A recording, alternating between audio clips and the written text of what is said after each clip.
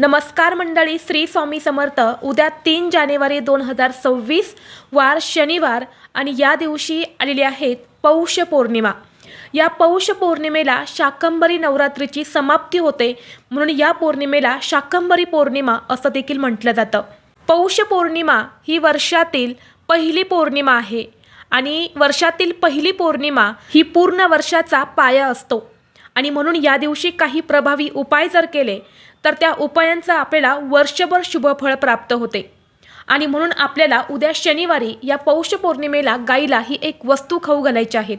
ही वस्तू खाऊ घातल्याने जीवनातील सर्व दुःख, समस्या, अडचणी दूर होऊन 7 पिढ्यांचं दारिद्र्य 24 तासात नष्ट होईल।